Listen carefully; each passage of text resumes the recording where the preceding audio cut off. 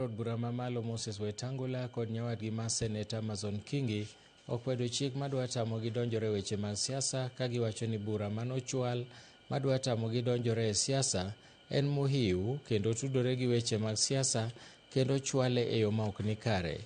E nyim jang'ad bura Justice David Mburu, okinde mochung'ne speakers go okwayo doho mamalo mondo kir oko burano ka gilieko ni jogo manochwalo burano ok ne omanyo yore mamoko mag tieko wachno kapok gidhi e doho.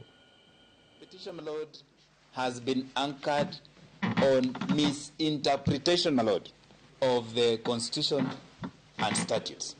And there's one particular point that I'd wish to highlight, is that the entire question, my lord, of restriction of state officers participating in political activities, my lord, is limited to only one class of state officers. And, my lord, these are appointed state officers. The speakers are alleged to have engaged in political activity.